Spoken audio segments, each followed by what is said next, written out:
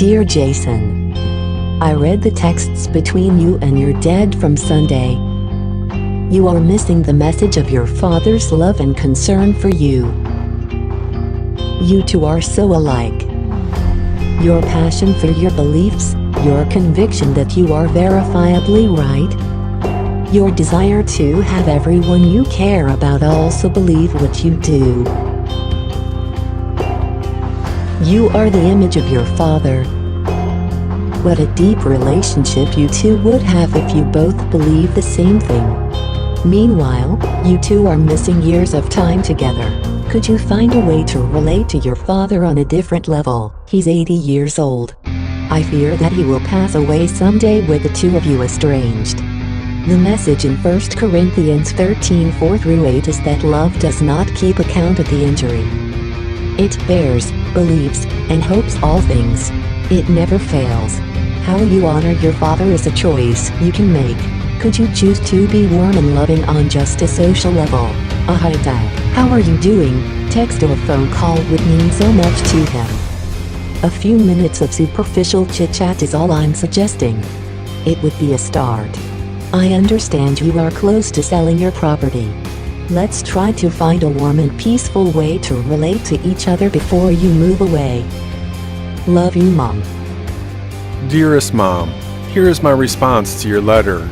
As you have asked for, I'm going to attempt to relate to my dad in a different way. But keep in mind I only have one father, and it is my Creator in heaven, Yahweh.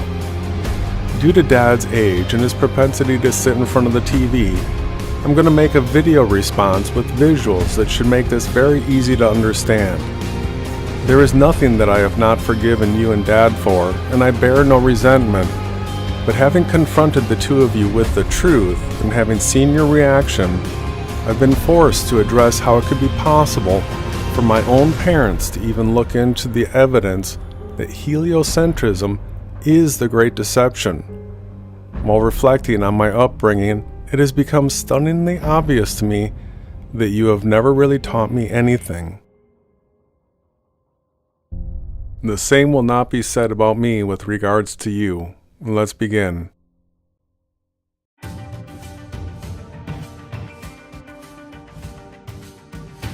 Let's begin by getting a correct understanding of just how long this heliocentric model has been around and who it came about by.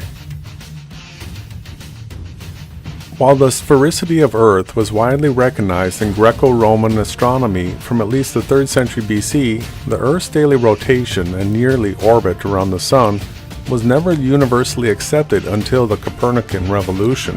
While a moving Earth was proposed at least from the 4th century BC in Pythagoreanism, and a fully developed heliocentric model was developed by Aristarchus of Samos in the 3rd century BC, these ideas were not successful in replacing the view of a static spherical Earth, and from the 2nd century AD, the predominant model which would be inherited by medieval astronomy was the geocentric model, described in Ptolemy's Amalgamus.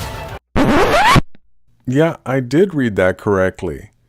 It wasn't until the 4th century that somebody had even proposed that Earth was moving, and it was Pythagoras and his cult. A heliocentric model wasn't even invented for another century, and then it was pit in a false dichotomy, heliocentrism versus geocentrism, both assuming Earth to be a globe. Until this time, nobody had even considered the possibility of Earth moving, no less be a globe. So if Earth was first proposed to be moving in the 4th century BC by the Pythagoreans, let's find out more about them. Under a search for who first proposed the sphericity of Earth, we get Pythagoras. Early Greek philosophers alluded to a spherical Earth, though with some ambiguity. Pythagoras of Samos, 570 to 495 BC, was an ancient Greek philosopher and eponymous founder of Pythagoreanism. He founded a secret mystery school and is credited with being the founder of vegetarianism. Let's scroll down here and find out where it is that Pythagoras learns the things that he taught under alleged travels. Citations from Antiphon and Porphyry that Pythagoras learned to speak Egyptian from the pharaoh Amasis II himself. that he studied with the Egyptian priests at Diosphilus, and that he was the only foreigner ever to be granted the privilege of taking part in their worship. Plutarch writes in his treatise on Isis and Osiris that during his visit to Egypt, Pythagoras received instruction from the Egyptian priest Onufus of Heliopolis. According to Clement of Alexandria, Pythagoras was a disciple of Seleucus, an Egyptian arch-prophet, as well as Plato of Secnufus of Heliopolis. Some ancient writers claim that Pythagoras learned geometry and the doctrine of metempsychosis from the Egyptians. Other ancient writers claim that Pythagoras learned his teachings from the Magi in Persia or even Zoroaster himself. The Phoenicians are reputed to have taught Pythagoras arithmetic, and the Chaldeans to have taught him astronomy. Others claim that he studied under Hindu sages, and also the Celts and Iberians. Under the topic of alleged Greek teachers, we see that other traditions claim the mythic bard Orpheus as Pythagoras' teacher, thus representing the Orphic mysteries. We also see that Lambritius describes Pythagoreanism as a synthesis of everything Pythagoras had learned from Orpheus, from the Egyptian priests, from the Eleusinian mysteries, and from other religious and philosophical traditions. So notice here under teachings, the number one thing he's known for is metempsychosis. Aristotle writes at length about the teachings of the Pythagoreans, but without mentioning Pythagoras directly. One of Pythagoras' main doctrines appears to have been metempsychosis, the belief that all souls are immortal and that after death a soul is transferred into a new body. Notice under the topic of mysticism, he believed in the harmony of the spheres, maintaining that planets and stars played music that was inaudible. Under the topic of numerology, according to Aristotle, the Pythagoreans used mathematics for solely mystical reasons, devoid of practical application. The number 3 was an ideal number because it had a beginning, middle, and end, and was the smallest number of points that could be used to define a plane triangle, which they revered as a symbol of the god Apollo. 10 was regarded the perfect number, and the Pythagoreans honored it by never gathering groups larger than 10. Pythagoras was credited with devising the tetractys, the triangular figure of 4 rows which add up to the perfect number 10. The Pythagoreans regarded the tetractys as a symbol of utmost mystical importance. Lambritius, in his Life of Pythagoras, states that the tetractys was so admirable and so divinized by those who understood it that Pythagoras' students would swear oaths by it. Attributed discoveries in mathematics. The Pythagorean theorem was known and used by the Babylonians and Indians centuries before Pythagoras, but it is possible that he may have been the first one to introduce it to the Greeks. Note that the Pythagorean theorem is just that, a theory and fatally flawed. Pythagoreans knew that the only numbers that could exist in reality are rational numbers, and it did not take long for a student to realize that the square root of 2 was irrational, along with all other square roots other than of perfect squares. For more information on that topic, please see my video Irrational Numbers Are a Logic Error, Flat Earth Math, published January 19, 2017. In astronomy. In ancient times, Pythagoras and his contemporary Parmenides of Elea were both credited with having been the first to teach that Earth was spherical. By the end of the 5th century BC, this fact was universally accepted among Greek intellectuals. Notice it was not universally accepted, it was universally accepted among Greek intellectuals or Pythagoreans. It says here that many early Christians had a deep respect for Pythagoras. Eusebius compares him to Moses. The church father Jerome credits Pythagoras with the doctrine of the immortality of the soul. And Augustine defends Pythagoras' reputation in his book On the Trinity, which is a doctrine that comes from Pythagoras' worship of the triangle and the number 3, arguing that Pythagoras certainly never taught the doctrine of metempsychosis or immortality of the soul, which is what church father Jerome had credited him with. These were not Christians, they were Pythagorean occultists which we see all the time in big-name philosophers, astronomers, mathematicians, and scientists of the Vatican. I'm going to scroll past on modern science for the second, and we'll come back to it. On the topic of vegetarianism, this sentence here, until the word vegetarianism was coined in the 1840s, vegetarians were referred to in English as Pythagoreans.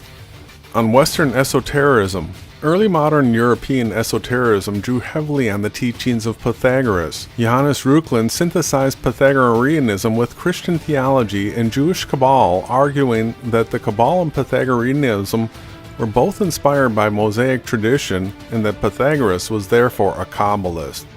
Reuchlin compared the Pythagorean tetractys to the ineffable divine name YHWH, or Yahweh, ascribing each of the four letters of the tetragrammaton a symbolic meaning according to the Pythagorean mystical teachings. Note that Kabbalists like Reuchlin tried to ascribe esoteric meanings to the tetragrammaton, which is the true name of the Creator and appears in the Bible over 7,000 times. The true name of the Creator is pronounced Yahweh, and for details on that research, please see my video, What is the True Name of the Creator and the Christ? Henrik Agrippa cites Pythagoras as a religious magi and indicates that Pythagoras' mystical numerology operates at a super-celestial level. The Freemasons deliberately modeled their society of the community founded by Pythagoras. Rosicrucianism used Pythagorean symbolism, as did Robert Fudd, John Dee. Adam Weishaupt, the founder of the Illuminati, was a strong admirer of Pythagoras, and in his book Pythagoras, he advocated that society should be reformed to be more like Pythagoras' commune.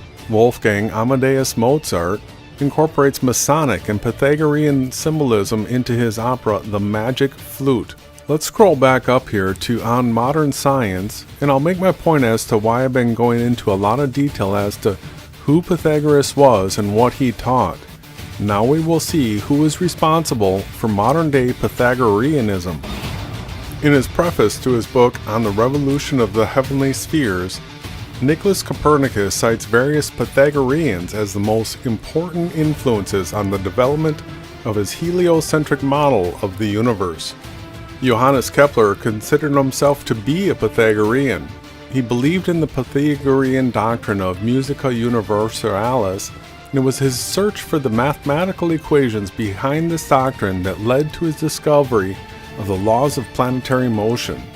Kepler titled his book the subject Harmonicus Mundi, harmonics of the world, after the Pythagorean teaching that had inspired him. Sir Isaac Newton firmly believed in the Pythagorean teaching of the mathematical harmony and order of the universe. Though Newton was notorious for rarely giving others credit in their discoveries, he attributed the discovery of the law of universal gravitation to Pythagoras. Albert Einstein believed that a scientist may also be a Platonist or a Pythagorean insofar as he considers the viewpoint of logical simplicity as an indispensable and effective tool of his research.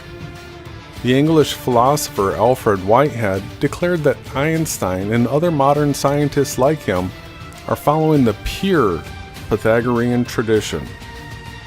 So, Mother Dearest, you may be asking yourself, why did I share all that about the satanic occultist Pythagoras?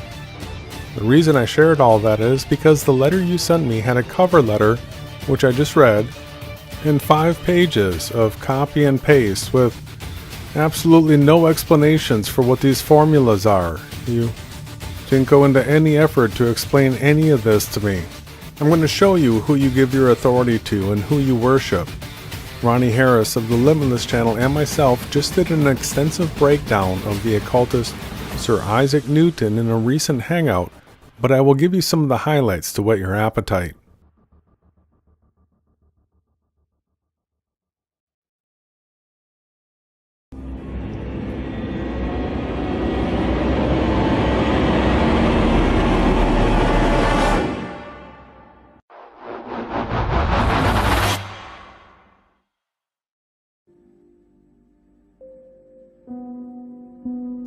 Lots 1 to 332. In 1936, a massive archive of Sir Isaac Newton's private manuscripts was put on sale. after being kept from the public for more than 200 years. Of knowledge. Should we say 3? Thank you, sir. 3 pounds. The famous economist John Maynard Keynes acquired 100 lots. For the next 6 years, Keynes worked on breaking the mysterious code in which many were written. These documents drew Keynes into a world inhabited by charlatans and magicians, the world of alchemy.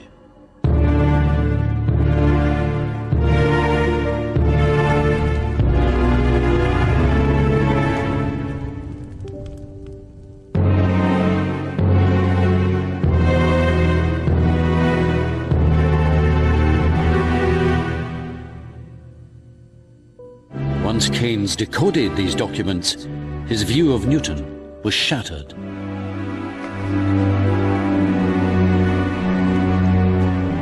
Well, yeah, I can tell you why. I mean, my view of him was shattered too. His personal notes, you're going to see, make him visible as the satanic occultist that he was. He realized Britain's most famous scientist was also Britain's most knowledgeable alchemist. Newton came to be thought of as the first and greatest of the modern age of scientists, a rationalist, one who taught us to think on the lines of cold and untinctured reason. I do not see him in that light. Newton was not the first of the age of reason. He was the last of the magicians. You catch that? Yeah, that's bad. This is really bad. He became fascinated by the force that held the moon in orbit and caused apples to fall. Surely gravity was a divine force, not a matter of chance. Newton was obsessive. In 18 months he became the greatest mathematician in the world and invented calculus that enabled him to study the movements of planets in later years. Yeah. Did you catch that? He invented calculus. He invented calculus, which was able to allow him to study the... To describe. Yeah, to describe. Mathematically describe the motions of the heavenly luminaries, and then thus by creating the Earth as a moving object through an infinite space where everything was relative of everything else, right? This is where it originated from. Newton himself wanted to design a universe in which God was absolutely present and absolutely powerful. There's an enormous irony there. In the 18th century, gangs of interpreters, most of them French, will take the God out of Newton's world, and we will be left with a clockwork universe. I mean, it's a very common image of what the Newtonian world was, that it was soulless, that it was mechanical, that it was a piece of clockwork, that it really wasn't theologically motivated at all. To this day, this purely mechanical picture of Newton's universe is still accepted worldwide. That's a fact. I mean, it's ridiculous, man. That's what he held the prism up to the sunlight and colors shined on the wall. He figured out. No, he didn't figure out anything, man. No, in fact, his stuff with prisms and light were further shown to be wrong and corrected. So he really, I don't know that he has anything of value whatsoever that he's given, because gravity is utter nonsense. His light work was wrong. Oh, his alchemy, that he knew how to make fool's gold, and that made him really, really rich and the head of the mint. His alchemy. Alchemy was Newton's dark secret. Wow. For 25 years, from about 1668, Newton devoted himself to this illegal and clandestine practice. Yeah, illegal, and it's not just illegal. It's these recipes are with like the blood of a sordid whore. It's the pinch of a frog's back, and yes, it's just like all the other witchcraft. This is, the alchemist is, usually a guy. And it's been sort of like whitewash as just being metallurgy, but there's spells, incantations, and it's a form of witchcraft. Newton believed God had handed down his secrets to disciples like Noah, and that they survived in fragmented form in scripture, ancient text, myths, and especially in alchemical literature. He never loses faith in alchemy. Alchemical literature So- was illegal, and they wrote in all these coded, sordid blood of menstrual horror stuff. It was the fallen angels who taught men metallurgy. It's Enoch documented it clearly. It wasn't Yahushai or Yahweh. This is complete heresy. Like, if anybody wants to deny me on that, all you have to do is read the first book of Enoch, and you're going to find out that it was the fallen angels. Newton felt he was specially chosen by God to decode them. He writes his name in Latin, Isaacus Newtonus, and he plays around with the anagram and he turns it into Jehovah, Sanctus, What? Unus, one. Yes. Jehovah? Yeah, right here. He calls himself God. Well, keep in mind that he's working for the Vatican, and the guy who made up the letter J and made up the letter V had just done so, before he was on the scene. So these were brand new letters coming out of the Vatican. Yeah, so like as an anagram, because his name was Isaac, and the I was now being, the J was being used. So he made up this name Jehovah Sanctus Unus, or Jehovah the Great One, and this was his pen name. Like, these guys worked under aliases. They had pen names, just like Sir Samuel Rowbotham went under the pen name Parallax. This is another Freemasonic thing. Francis Bacon was Shakespeare. Mm-hmm. Yeah, here in this article, he pursued alchemy and Arianism. And that makes me so sick. I was raised Jehovah's Witness, and the reason why this information I'm going through right now is because my mom had sent me a letter. I'm going to make a video about this, but I've been pushing on my parents to care about the truth, and here they are, still Jehovah's Witnesses, still believing that they're on a spinning ball flying through space, and it's beyond obvious now that they are part of the satanic cult of heliocentrism, and they worship at the feet of like a Sir Isaac Newton. They're cult followers. Newton believed that through alchemy, he was finding God's secrets. You might be getting some secrets revealed to you, but it's not from the creator of this world. It's from Satan, the devil. This strange mix of what was called vulgar chemistry, myth and mystical imagery, helped form his unique perception of the world. He researched the history of Christianity and became convinced that both the Catholic and the Anglican Church were founded on a corruption of the Word of God. That's true. Now, because but it's a false dichotomy. He's gonna swap out one heretical teaching for another.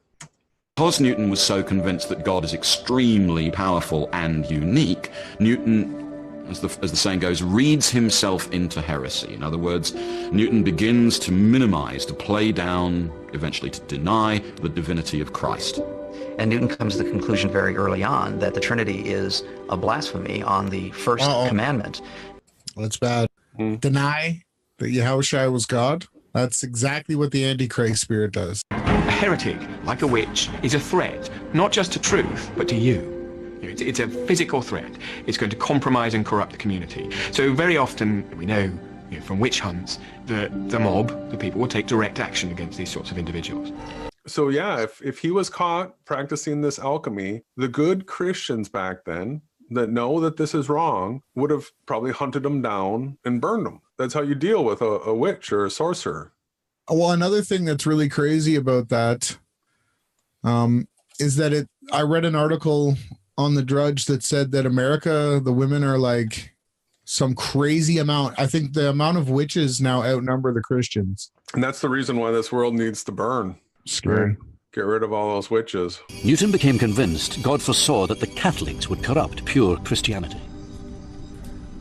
I saw a woman sit upon a scarlet-coloured beast, full of names of blasphemy, having 7 heads and 10 horns. And the woman was arrayed in purple and scarlet colour, and decked with gold, and precious stones and pearls, having a golden cup in her hand, full of abominations and filthiness of fornication. And upon her forehead was a name written, Mystery, Babylon the Great, mother of harlots and abominations of the earth.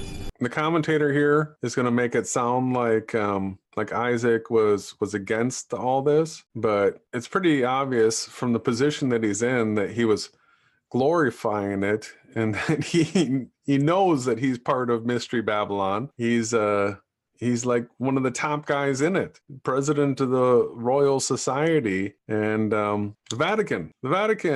That's where the great deception, heliocentrism, comes from. And here you've got one of the top magicians that promote it. After seeing the king's advisors, Newton attended his first meeting of the... They're all wearing dresses and wigs, bro. This is tranny city. Like, straight out in the open. Nobody even said anything that they were dressing like women. Completely. The Royal Society, the leading scientific body. Scientific, yes. Satanic. Satanic. Newton was just 33, but most members of the society held him in awe. Yep. Go figure. Got the shout out. Newton's hidden alchemy seemed to be giving new insights into science and also into God's way.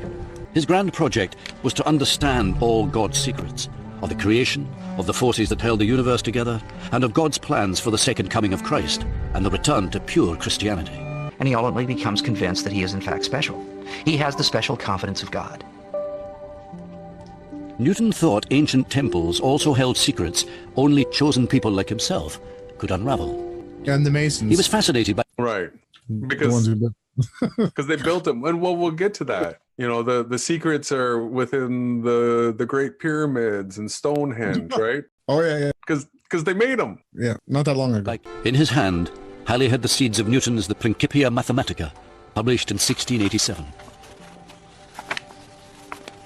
It is the greatest book of science ever written, bar none. Wow.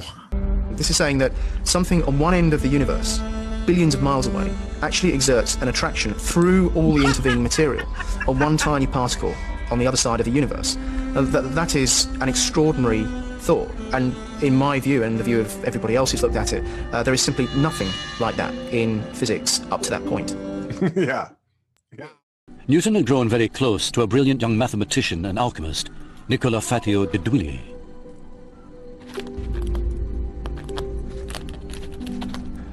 Pray, let me know by a line or two whether you can have lodgings for us both in the same house at present, or whether you would have me take some other lodgings. All right, so here's about lodgings, living with some other dude. I am yours, most affectionately to serve you. But in 1692, Fatio, a hypochondriac, wrote to tell Newton that he was dying.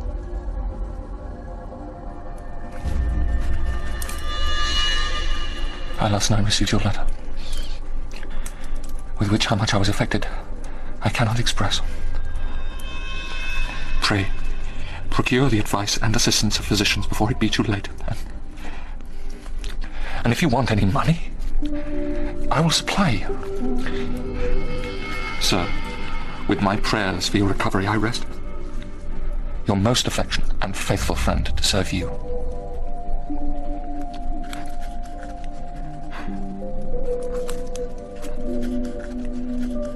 I doubt that Newton had a physical relationship with Fatio. Why would you doubt that, Dr. Rob? But it's quite clear from the correspondence between them that these caused Newton to become emotionally disturbed. Fatio lived, but a year later this relationship disintegrated. Newton then had a breakdown, accusing his few friends of misdeeds of which they were entirely innocent. He wrote to the diarist Samuel Pepys, president of the Royal Society.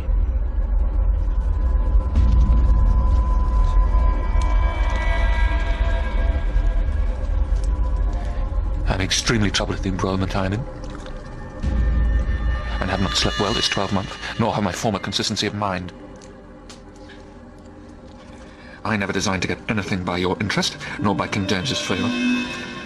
But am now sensible that I must withdraw from your acquaintance, and see neither you nor my great friends any more.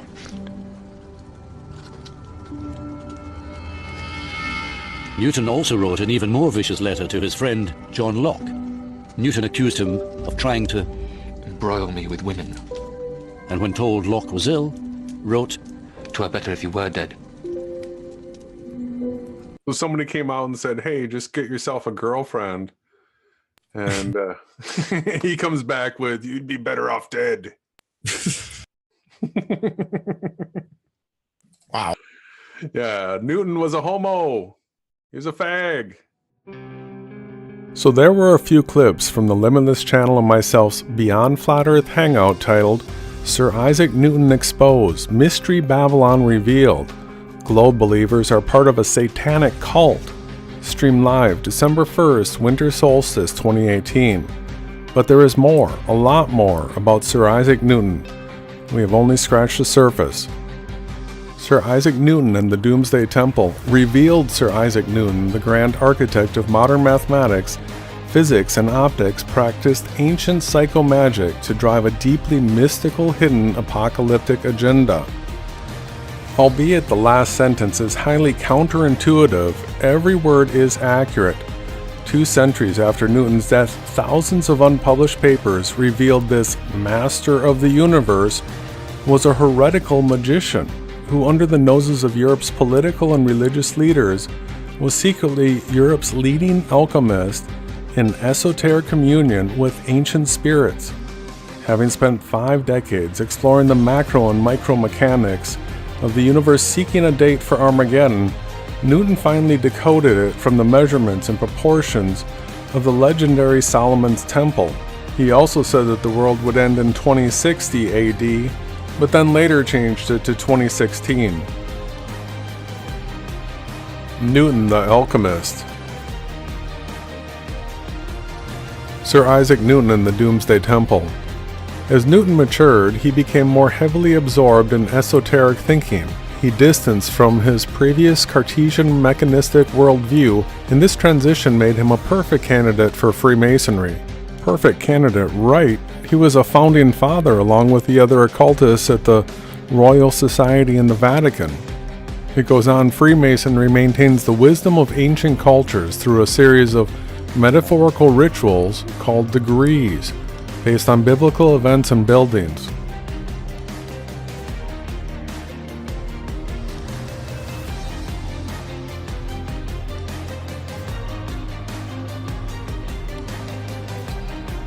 It is Sir Isaac Newton that is credited with devising the architecture for the Freemasons and Rosicrucians and all the other secret societies that use the 2-pillar symbology along with the checkerboard, the 2 balls, the pyramid, the 1 eye, and a host of other symbols.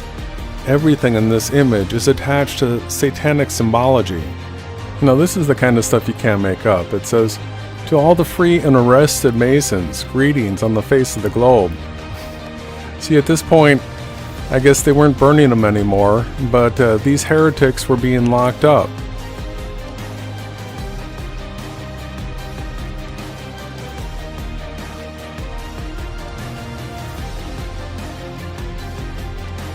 Conclusions.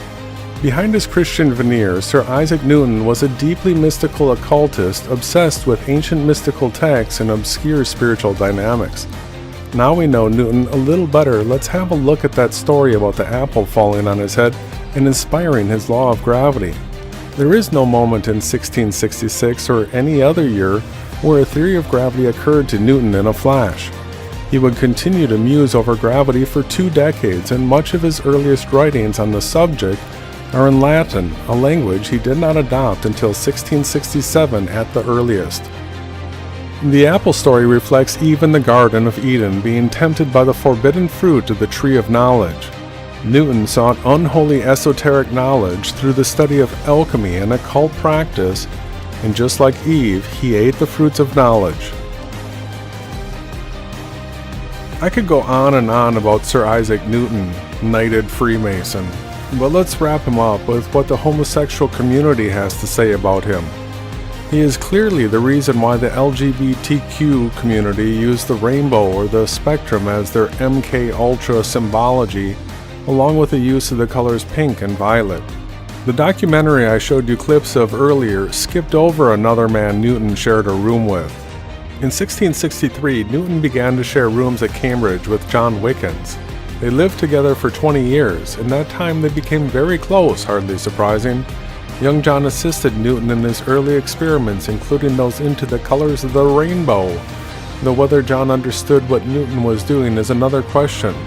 Whether they were actually lovers will never be known, but as was common practice right up to the 20th century, it is known that they slept together.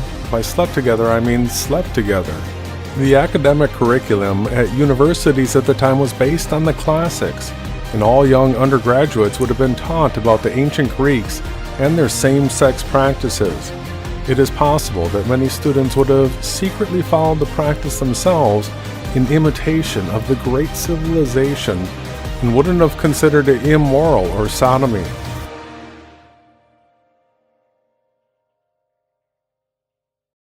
I want to make a few points perfectly clear, Mom and Dad, because you still practice Jehovah's Witnessism. The name Jehovah was created by Sir Isaac Newton, president of the Royal Society, head of the Mint, alchemist, necromancer, founding father of Masonry and many offshoot secret societies, and a sodomite himself. The man who credited Pythagoras for his crowning achievement of creating a theory of gravity. It was his pen name, Jehovah, supposedly an anagram of his name, but not even. Just utilizing two new letters created in 1524 by Gian Giorgio Trissino, who was working for the Vatican. He was under the protection of 3 popes and was named nuncio or ambassador to Germany by 2 of them. It was 1524 when he turned heads with his book, in which he proposed to reform Italian orthography by adding the following letters to distinguish sounds of spoken language. These were the 5 changes that he proposed, but only 2 of them stuck, the letter V and the letter J. As a practicing Jehovah's Witness, you are actually praying to Sir Isaac Newton's alias or pen name. Also, the occultist Newton is responsible for the proliferation of Arianism. Arianism is a non-Trinitarian Christological doctrine which asserts the belief that Jesus Christ, or Yahushua, is the Son of God who was begotten by God the Father at a point in time, a creature distinct from the Father and is therefore subordinate to him, but the Son is also God. That right there is an irrational statement.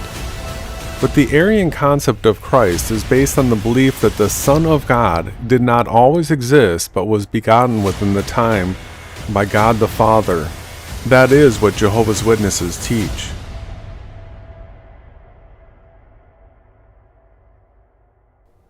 The New World Translation of the Holy Scriptures is a translation of the Bible published by the Watchtower Bible and Tract Society and distributed by Jehovah's Witnesses.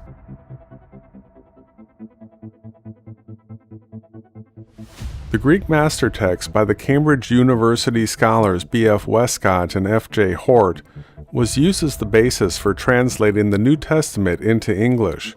The committee also referred to Novum Testum and to works by Catholic Jesuit scholars Jose M. Bovar and Augustinus Merck. Westcott and Hort were well-known occultists and provided the foundation for Arianism and the denial of hell as a place of torment for the sinners. The New World Order translation reads at John 1:1, "In the beginning was the Word, and the Word was with God, and the Word was a God?" All of these other translations got it right. And I ask you, what's more heretical, to believe in the Trinity or to believe in Arianism?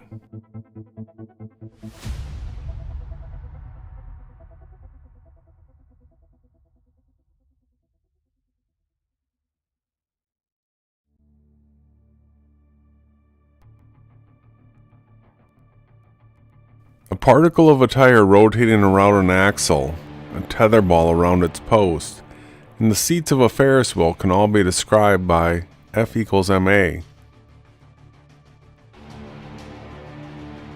Centripetal acceleration, a measure of how sharply an object is turning, is equal to the square of the velocity divided by the turning radius.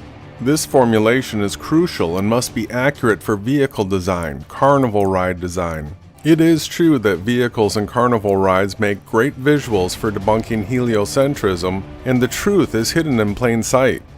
If you were a speck on this tire rotating around an axle that represented a human at the equator of a spinning Earth, you'd be accelerating and decelerating.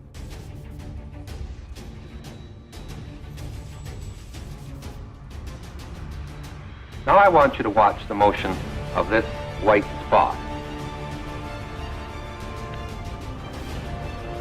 You probably see the spot moving in a circle.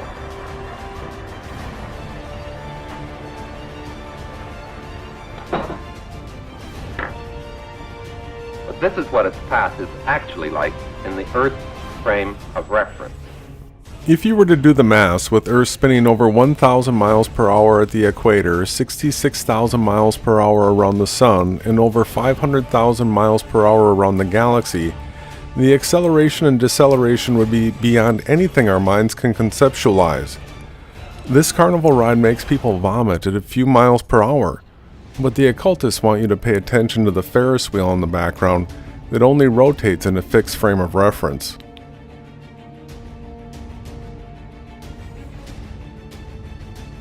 Gravity. Gravity is not a planetary force. It's not a force at all. It's a farce, and it definitely is not planetary. Planetary is a supposition, and based off of the Pythagorean mystery school deception, the Earth is moving and that it's spherical. It is a lie that was necessary to reconcile the impossibility of water and other stuff being held upside down on an Earth if it was in fact spherical. Your copy and paste cites the Cavendish experiment, and I'd like you to do a simple experiment yourself. In 1798, Henry Cavendish used large lead balls in an experiment to measure the strength of gravitational attraction between them. The attraction between them had nothing to do with the Earth or Sun or Moon or any other celestial body typically associated with gravity. Simply, the masses of lead balls were involved. What I'd like you to do, Mom and Dad, is to go out to your shed and hang up 2 lead balls. Then, from the farthest place you can, use a telescope to observe the lead balls and tell me how much Earth weighs. That's what Henry did. Check it out. Henry Cavendish, FRS, or Fellowship of the Royal Society, was an English natural philosopher, scientist, and an important experimental theoretical chemist or alchemist, and physicist. Cavendish is noted for his discovery of hydrogen and what he called inflammable air. Henry's father was Lord Charles Cavendish, and the family was connected to many aristocratic families of Great Britain. At age 18, he entered the University of Cambridge and St. Peter's College. In 1760, Henry Cavendish was elected to both the Royal Society and the Royal Society Club. In 1765, he was elected to the Council of the Royal Society of London. Density of Earth. The most famous of those experiments, published in 1798, was to determine the density of Earth and became known as the Cavendish experiment. The experimental apparatus consisted of a torsion balance with a pair of 2-inch, 1.61-pound lead spheres suspended from the arm of a torsion balance, and 2 much larger stationary lead balls, 350 pounds. Cavendish intended to measure the force of gravitational attraction between the two. Using this equipment, Cavendish calculated the attraction between the balls from the period of oscillation of the torsion balance, and then he used this value to calculate the density of Earth. Henry found that Earth's average density is 5.48 greater than that of water. John Poynting notes that the data led to a value of 5.448, and indeed that is the average value of the 29 determinations Henry included in his paper. Yet it says that based on Henry's results, one can calculate a value for G of 6.754, and the modern value is 6.67428. Right here we see massive deception. The value Henry gave was 5.48, and the calculation was the density of Earth versus water. His results were nothing like a value for G of 6.754. And the calculation for the density of earth versus water was based on measurements of hanging lead balls taken through a window? But that is only a fraction of the problem. Books often describe Cavendish's work as a measurement of either the gravitational constant g or the Earth's mass, since these are related to the Earth's density by a trivial web of algebraic relations. None of these sources are wrong, but they do not match the exact word choice of Cavendish, and this mistake has been pointed out by several authors. Cavendish's stated goal was to measure the Earth's density, although his result obviously calculates g to do so. Ouch! That hurt my head. That is one of the most ignominious statements I have ever heard. That sentence clearly states that Henry's experiment was clearly a begging the question logic fallacy. This Pythagorean occultist magician's claim to fame was based on a logic fallacy? Of course, he's attempting to support a lie. It's funny the way Wiki ends this, saying, Henry's results also give the Earth's mass. But that's not all. Let's see what Wiki has to say about his personality. Cavendish inherited 2 fortunes that were so large. At his death, he was the largest depositor in the Bank of England. It's important to note he could only speak to one person at a time, and only if the person were known to him and a male. He only communicated with his female servants by notes, and his only social outlet was the Royal Society Club, whose members dined together before weekly meetings, of which he seldom missed. It can be inferred from what is known about Henry Cavendish that he was either a virgin or a homosexual.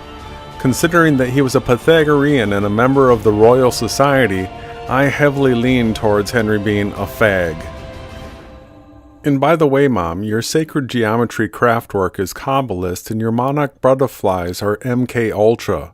Also, hydrogen is not inflammable. It is combustible and it implodes. Bind those 2 atoms together. Here we go. 3, 2, 1. Oh my God! Isn't that amazing?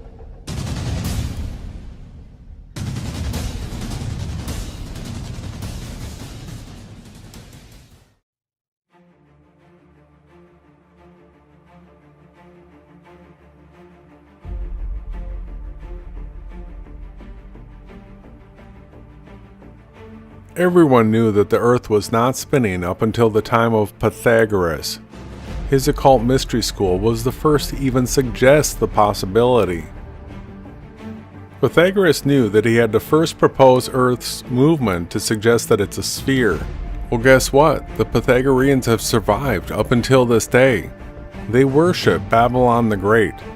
They can be identified when they promote vegetarianism, veganism, homosexuality, transgenderism, cross-dressing, necromancy, divination, magic, alchemy, the heliocentric model, the AE map and model of a flat earth, and a host of other distinctive traits.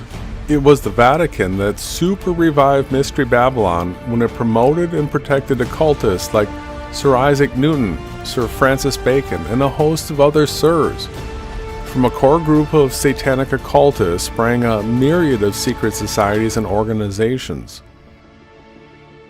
These organizations that operate in the public and secret have been exposed to a large extent already, but it is now that these secret societies and public organizations have all been commonly linked. They are all Mystery School Pythagoreans, which originates with Mystery School Babylon. Keep in mind when you look at the placement of the Illuminati in these diagrams that the Illuminati is relatively new. It was founded on May 1st, 1776 by Adam Weishaupt. What organized people like Weishaupt were are satanic occultist Pythagoreans. During the 1600s, many of the secret societies were created and spread by the power of the Vatican.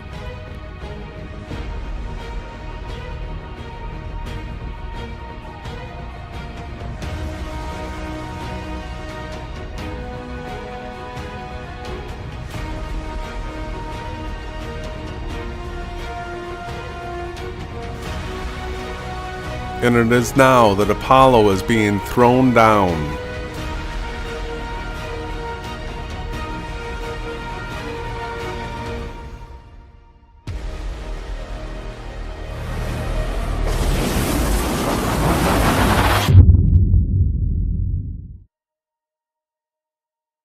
Jesus answered and said unto them, Go, and show John again those things which ye do hear and see. The blind receive their sight, and the lame walk. The lepers are cleansed, and the deaf hear. The dead are raised up, and the poor have the gospel preached to them.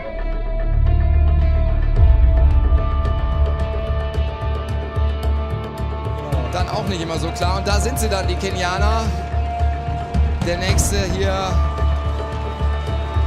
Michael Kunyuga, hat sich nochmal nach vorne gearbeitet und ist völlig entkräftet, schafft es gar nicht mehr über die Ziellinie. Der muss noch ein paar Meter. Und von hinten kommt der nächste. Da muss er jetzt rüber und der krabbelt übers Ziel. Das ist ja Drama pur.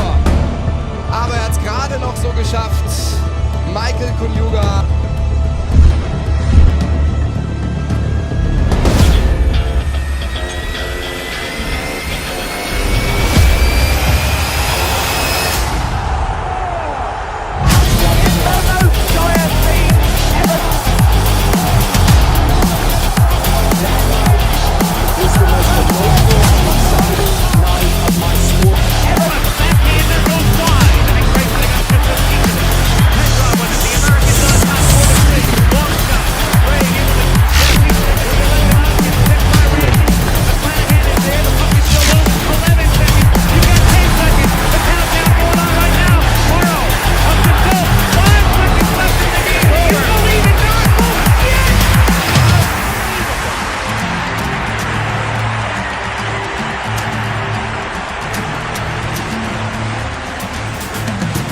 Met de vierdubbele schaak.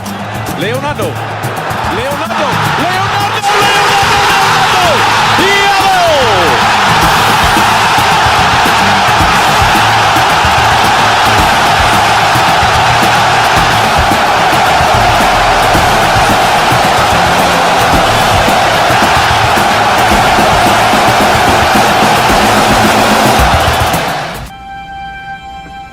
You've lost.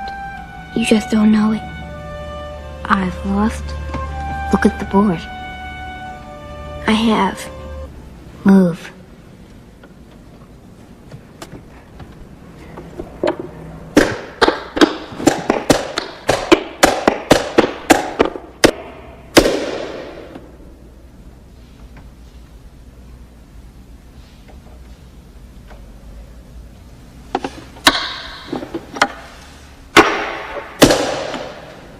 Check.